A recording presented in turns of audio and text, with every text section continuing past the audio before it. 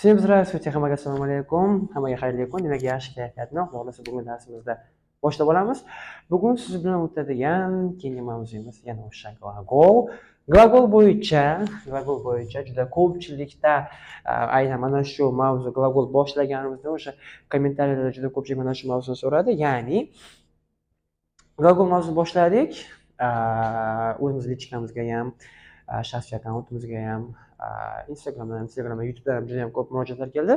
Ya'ni bu qaysi mavzu? Переходный va mana bu tomondan yozaman. Непереходный. Переходный va непереходный bo'yicha. Juda ajoyib mavzulardan biri. Glagol mavzusida haqiqatan ham chakashtiradigan, chalg'itadigan va DTMda ko'p beriladigan savollardan biri. Переходный, непереходный. Demak, boshlaymiz. Переходный tarjima qiladigan bo'lsak, o'timli, neperеходный esa tarjimada o'timsiz. Demak, bizda ikki xil glagol bor ekan, переходный va непереходный. Ikkita glagol, переходный va непереходный. Endi keling bir boshdan boshlaymiz. Переходный glagol bilan neperеходный glagol bilan ishlab boshlaymiz. O'timli va o'timsiz. Demak, birinchi do'stlikka bo'lib olamiz. Mana shu qismda bo'ladigan bo'lsak, o'timli va o'timsiz qanday tahlil qilamiz?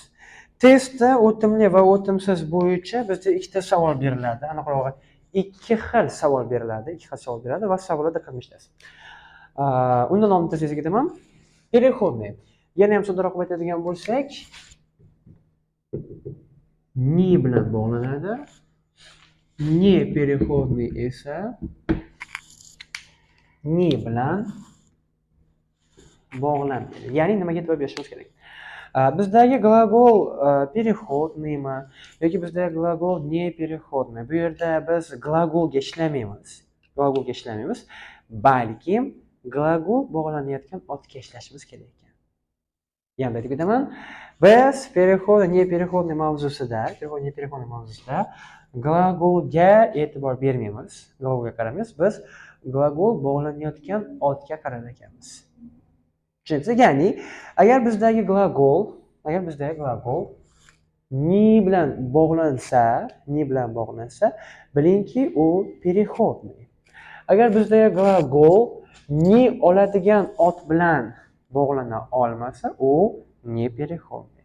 Kelesga misol keltiraman. Ertaga testda sizga savol beriladi, ya'ni qanday глагол, yani в каком варианте имеется переходный, или в каком варианте имеется непереходный глагол. Yani qaysi variantda переходный bor, qaysi variantda neпереходный bor. Va ana shu yerda fe'lni o'zi sanab ketadi. Masalan, e'tibor berasiz, строить.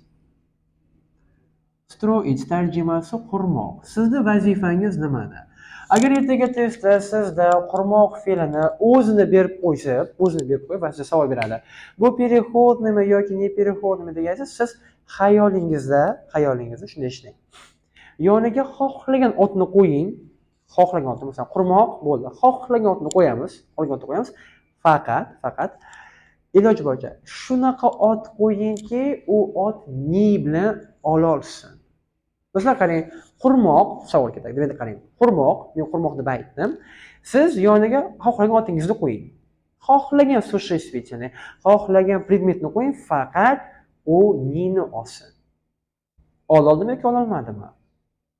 Tushundingizmi? Masalan, qurmoq deganimiz aytasiz, maktabni qurmoq, institutni qurmoq, uyni qurmoq, tomini qurmoq. Tushundingizmi? Demak, diqqat qilishsiz yoki masalan, hayotni qurmoq misol uchun. Demak, qurmoq degan fe'l ni bilan ishlay oladi, ya'ni ni bilan bog'lanadigan otda bog'lana oladi. Shuning uchun bu sizda переходный. Yana bitta misol. Писать. Tarjimasi qiladigan bo'lsak, yozmoq. Diqqatni eshitasiz, yozmoq. Ot qo'ying. Qolgan ot. Nini oldimi, olmadimi? Oldi. Yozmoq deganda siz bog'ladingiz. maktubni yozmoq, xatni yozmoq, SMSni yozmoq, asarni yozmoq. Ya'ni ni bilan bog'lana olyapti. Ni bilan bog'lana olyapti. Shuning uchun bu sizda переходный. Asarni yozmoq, maktubni yozmoq, xatni yozmoq. Tushundingiz? Demak, diqqatni eshitasiz. Xohlagan otni qo'ying, faqat ni bilan olasiz. Nini olasiz. Misol uchun говорить. Tarjima qiladigan bo'lsak, gapirmoq. Test aynan shunday savol beradi, ya'ni sizga otni o'zingiz xohlagan tanlayverasiz, otni o'zingiz xohlagan tanlayverasiz, faqat ni oladigan bo'lsa. Masalan, gapirmoq. Yana savol ketadi. Nini oladimi yoki olmaydimi? Haqiqatni gapirmoq. Tushunyapsizlar? Asarni gapirib bermoq yoki gapirmoq. Tushundingizmi? Voqeani gapirmoq. Ha, demak, nini olar ekan.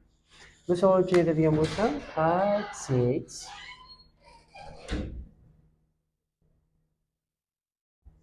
Xohlamoq.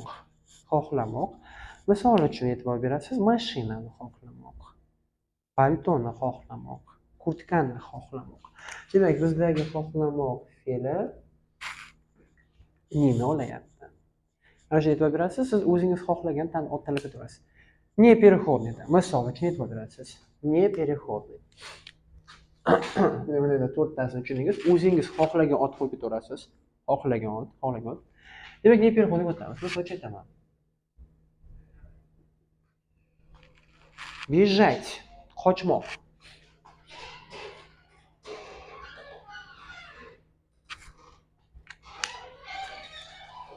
Ey ustoz, ey.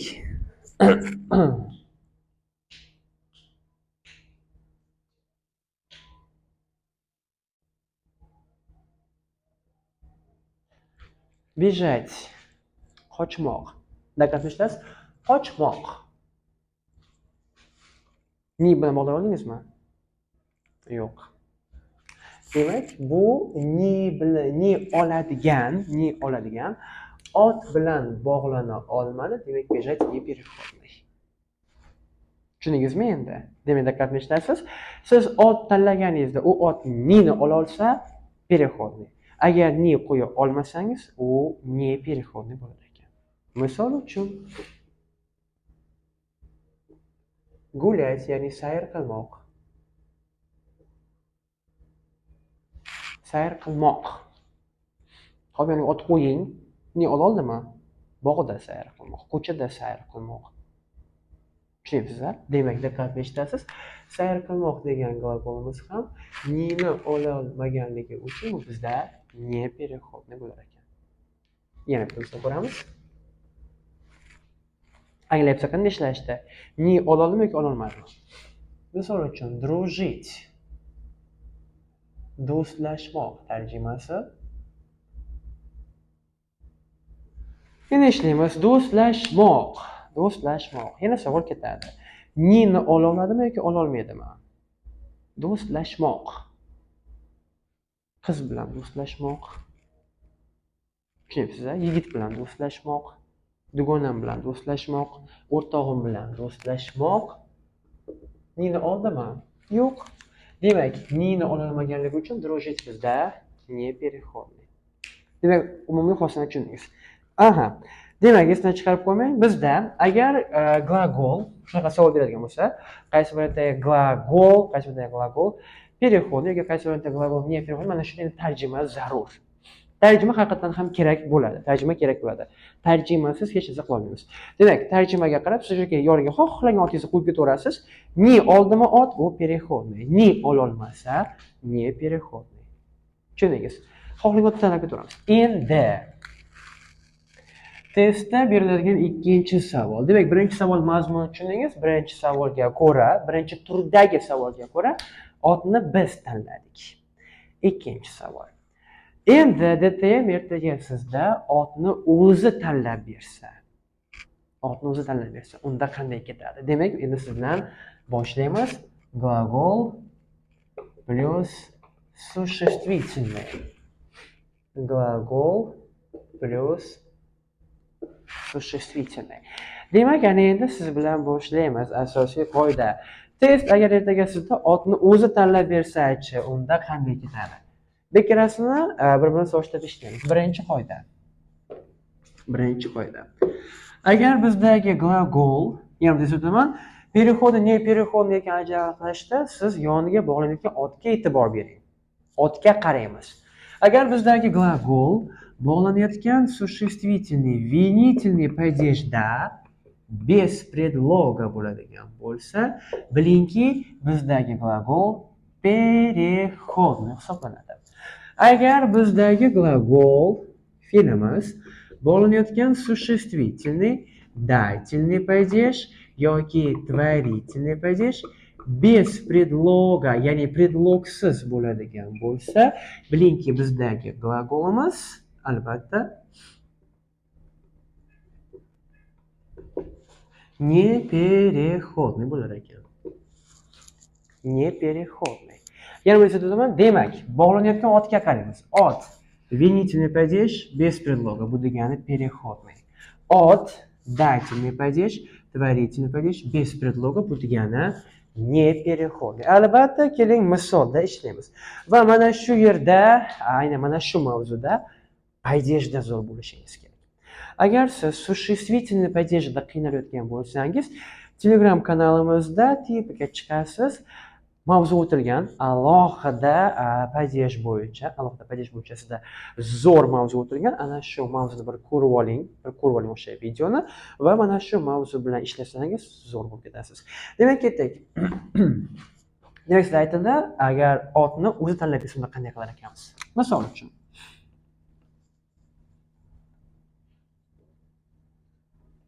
купил собаку, купил собаке.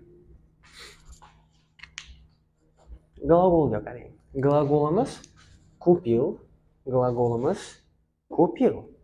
Ikkalasida ham glagol купил. Faqat mana bu yerdagi купил переходный, bu yerdagi купил esa не переходный. Shuncha sababdan beri aytyapman. Glagol переходныйmi yoki не переходный ekanligini bog'lanayotgan otga qarang. Glagolga emas. Tushunasizlar? Ertaga test sizda aynan shunday sinaydi. Ya'ni o'zi otni tanlab beradi. Tasavvur qiling, agar mana bu ot bo'lmaganida, va sizda glagolni o'zi bering. Masalan, kupil nima degani? Sotib olmoq. Sotib olmoq biz adashmasam boyagina sizga kiritdik. Mana kupit. Bu yerda qo'shma kerak emas. Endi aytib ketaman. Kupit, sotib olmoq, nini oladimi, olmaydimi? Oladi. Agar kupitni o'zi berilganida, masalan, kupit markani sotib olmoq, kupit dom, uy sotib olmoq, mashinani sotib olmoq. Tushunyapsizlar? Demak, diqqatni eshiting. Agar bizdagi kupit o'zi berilganda, siz uni o'ylamay переходный qilardingiz. Lekin endi erta ham sizga otni o'zi tanlab beryapti. Endi sizda vazifangiz nima? Sizda vazifangiz bog'lanayotgan otning падежini aniqlash. Bu yerda qaysi ot berilgan? Собаку, bu qaysi otdan yasalgan? Собака. Kerak, ana shu собакani biz turlab olamiz. Собака. Именительный, родительный, дательный, винительный, творительный, предложный. Demak, turlab olamiz. Собака, собаки, собаки, собаку, собакой, собаке. Окончание belgilaymiz. Собаку, собаке. Demak, купил собаку, купил собаке. Ta'rifini beramiz. Demak, qarang, formulaga yasayman. Albatta, bu yerda купил bizda glagol plus otga qaraymiz. Собаку. Bu yerda qaysi окончание olyapti? U. Окончание u degan bu qaysi падеж? Винительный падеж. Tarkibda предлог bormi? Yo'q. Без предлога. Demak, glagol plus винительный падеж без предлога bo'lganligi uchun bizdagi glagol переходный. O'toqqa qaraymiz. Купил собаки. Yana bu yerda formula yasaymiz. Demak, купил bizda glagol plus bog'lanayotgan otga qaraymiz. Собаки. Собакada qaysi окончание bor? Ye. Mana ye дательныйda bor. Mana ye предложныйda bor. Дательный падежda keyin предложный падеж bo'lganda qoidaga bir qarab olamiz. Qoidamizga ko'ra bizga yoki дательный kerak yoki творительный kerak. Shunaqasi to'g'ri kelyapti. Дательный. Demak aytar ekanman, дательный падеж turibdi. Predlogi bormi? Yo'q. Дательный падеж без предлога. Demak siz aytar ekansiz, bog'lanayotgan ot дательный падеж без предлога bo'lganligi uchun bizdagi gлаголimiz непереходный ekan. Demak, mana bu yerdagi купил непереходный, mana bu yerdagi купил esa переходный. Faqat yaxshilab tushunib oling, nima uchun? Chunki bog'langan otimiz винительный падеж без предлога. Chunki bog'langan otimiz дательный падеж без предлога. Agar tarjimada zo'r bo'lsangiz, u ham juda zo'r qo'l keladi. Ya'ni sotib oldim kuchukni, sotib oldim kuchukga ketadi. Bizda bo'lgan aytildi. Qachonki tarjimada ni olsagina biz переход deb olishimiz kerak ekan. Tushundingizmi? Eslatib o'taman, sizda ikki xil savol beriladi. Glagolda o'zi bersa, otni o'zimiz tanlaymiz. Agar glagolda berib существительный berib qo'yadigan bo'lsa, endi существительный tahlil qilishimiz shart. Masalan, tasavvur ham eslatib o'taman. Agar mana bu yerda sabaki bo'lmaganda, kupil tarjimasi nima degani? Sotib olmoq. Nini oladimi, olmaydimi? Oladi. Markani sotib olmoq, doskani sotib olmoq, xonani sotib olmoq. Tushunibsizmi? Telefonni sotib olmoq. Bo'ladi. Nini olgandan keyin biz kupilni ot tanlanmaganda переход qilib olgan bo'ladi. Biz ot tanlab berganda ham endi biz otga qarashga majburmiz. Masalan, qarang, строить. Строить. Diqqat qilishingiz. Mana buni yozaman. Строить. Bu yerdan yozaman. Строить. Demak, diqqat qilishingiz. Строить. Misol uchun olaman dom. Строить. Ну, keling, so'z o'zgartiraman. Brato. Misol uchun строить. Bizda hozirgina aytildi, строить qurmoq, nini olganligi uchun bu переходный bo'ladi deb aytilgan edi. Endi agar bizda otni o'zi tanlab bersa-chi. Endi qiladigan ishimiz mana shu so'zni turlaymiz. Demak, bu yerda berilgan so'z brat, u tomonda esa dom. Keling, bu tomondan boshlaymiz, bratni turlab ko'ramiz. Brat. Eslatib o'taman, agar sizda падеж bo'yicha muammo bo'ladigan bo'lsa, darsliklarimizni kuzatib boring. Sekin tepaga chiqadigan bo'lsangiz, bizda существительный падежи bo'yicha alohida mavzu berilgan. Brat. Demak, boshlayman. Brata, bratu, одушевленный bo'lganligi uchun brata, братом, brate. Shaklga e'tibor beramiz. Строить bratу. Строить bizda gлагол плюс bratу окончание u. Qaraymiz. Окончание u degan bu qaysi падеж ekan? Дательный падеж. Demak, yozaman, bizdagi gлагол дательный падеж bilan bog'lanyapti va albatta predlog bormi, yo'qmi? Yo'q, без предлога ekan. Demak, agar bizdagi gлагол bog'lanayotgan ot дательный падеж без предлога bo'ladigan bo'lsa, demak, mana bu gлаголimiz непереходный ekan. Endi keling domga ishlaymiz. Dom. Demak, shu joyda deyapman, bu yerda как положено падежи zo'r bo'lishingiz shart. Dom. Doma, domu. Неодушевленный bo'lganligi uchun demak domning o'zi bo'ladi. Domim, domi. E'tibor beramiz, demak dom, doma, domu, domim, domi degan bo'lsak. Bizda talab qilingan narsa nimalar? Talab qilingan narsa дома, домим, доме deganda yana bitta yoqqa qaytamiz. Строить дом. Mana sizda nima окончаниясini deb qo'yibdi. Keyin formasini tuzamiz. Строить bu bizda gлагол plus bog'lanayotgan ot dom. Окончаниясga ketamiz. Dom imenительныйda bor, dom винительныйda bor. Bizda qoidamizda qaysi падеж aytilgan? Винительный. Demak, biz qaysi падеж olamiz? Винительный падеж. Aytamiz, винительный падеж без предлога. Demak, diqqat qilishingiz, винительный падеж без предлога bog'langanligi uchun bizdagi dom переход hisoblangan. Tushundingizmi? Demak, yana bir eslatib o'taman, siz ishlayotgan paytingizda tartib bilan ishlashingiz shart. Переходный, не переходный mavzusida. Davom etamiz. Demak, birinchi qoidalar ikkala tomon ham tushundik. Eslatib o'taman, sizda birinchi qoidaga ko'ra, agar glagol bog'lanayotgan ot винительный падеж без предлога bo'lsa, переходный. Agar bog'lanayotgan ot дательный падеж va творительный падеж без предлога bo'ladigan bo'lsa, unda u sizda не переходный. Ikkinchi qoidaga o'tamiz. Ikkinchi qoidamizga ko'ra yana ishlaymiz glagol va glagol bog'lanayotgan существительный bizga qiziqarli tuyulyapti. Demak, glagol bog'lanayotgan существительный, родительный, дательный, винительный, творительный, предложный. С предлогом. Ya'ni predlog bilan. Diqqat eshitasiz. Agar bizdagi glagol bog'lanayotgan существительныйsa, родительныйda, дательныйda, винительныйda, творительныйda, предложныйda bo'ladigan bo'lsa, родительный, дательный, винительный, творительный, предложный bo'ladigan bo'lsa, biz glagolimizni neperеходный bo'lar ekanmiz. Yana ham soddaroq qilib aytadigan bo'lsak, agar tarkibida predlogni ko'rsangiz, har doim переходный qilib oling. Har doim predlog bilan kelgan birikmalar, sizda har doim переходный ketadi. Misol uchun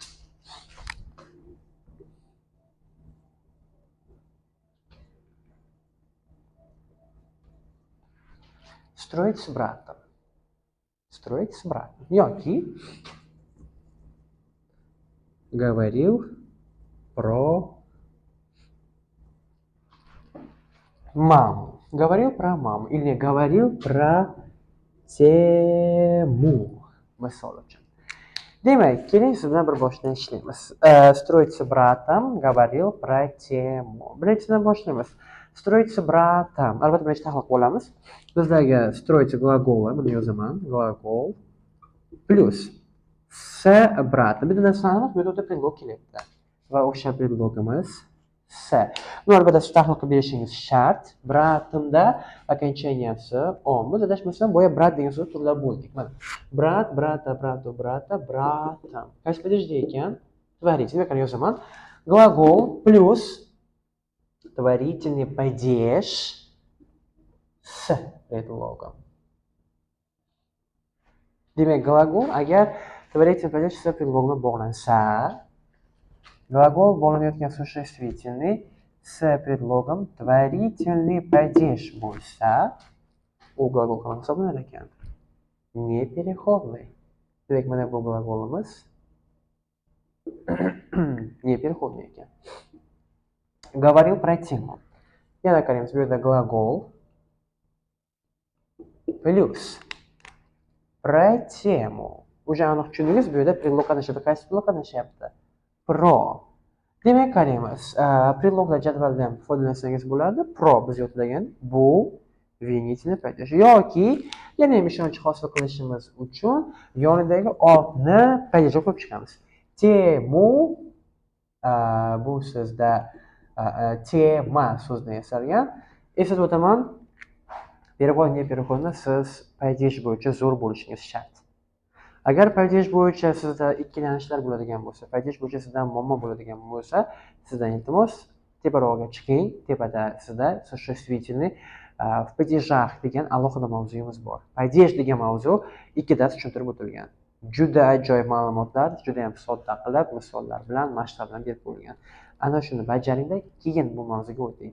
Va har bizga maslahatim, mana bu mavzuni boshlashdan oldin birinchi o'rinda существительный ko'zga tutib chiqing. Падеж mavzusini. Tema, demak boshlayman. Temы, теме, temu, temой, теме. Endi qaraymiz. Про temu deganda окончанияmiz u. Temu, temu. E'tiborberasiz, bu qaysi падеж ekan? Винительный. Demak, yozib qo'yaman. Bizdagi glagol bog'lanayotgan существительныйimiz винительный падеж с предлогом. Yana yozaman, biz otga qarashimiz kerak, glagolga emas. Demak, bizdagi glagol bog'langan падеж, bog'langan so'zimiz винительный падеж bo'lganligi uchun, s предлогом bo'lgani uchun bizdagi glagolimiz непереходный. Tushundingizmi? Lekin eng qiziq tomoni, говорить agar o'zi berganida Biz qanaqa glagol bo'lgandik? Переходный. Shuni yaxshilab tushunib oling. Ikki xil savol. Glagol o'zi berilsa, otni o'zimiz tanlaymiz. Agar mana otni tanlab beradigan bo'lsa, biz tanlagan otga qarab ishlab berishimiz kerak ekan. Juda ham oson, nima esdan chiqarib qo'ymang va solishtiring. Родители, датели, винти, двадцать множение. Sodda qilib aytadigan bo'lsangiz, predlog bilan keldimi, bo'ldi, avtomatik не переходный qarab uravering. Va mana shunda ko'pincha uchragan narsa. Винительный падеж с предлогом bu har doim не переходный yasaydi. Lekin винительный падеж без предлога. Винительный падеж без предлога bizda har doim переходный yasaydi. Farqini tushundingiz. Demak, keyingisiga o'tamiz. 3-holat. Esdan chiqarib qo'ymang ся va se bilan kelgan glagollar. Ну, ся bilan se bir so'zni aytganda возвратныйlar. Возвратные глаголы. Esdan chiqarib qo'ymang возвратные gлаголы har doim непереходный hisoblanadi. Demak, yana bitta so'z aytaman. ся va se bilan kelgan glagol, har doim непереходный.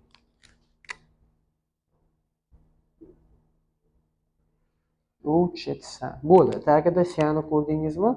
Otga qarab o'tirish hojat yo'q. Bitta yaxshi yangilik, bolada существительное qilib ishlashingiz hojat yo'q. Учиться, mana ся. Смеется. Ся. Tushundingiz, a? Хочется. Ся. Bo'ldi, eslab qoling. Ся qatnashgan glagol, har doim непереходный yasaydi. Demak, tushundingiz.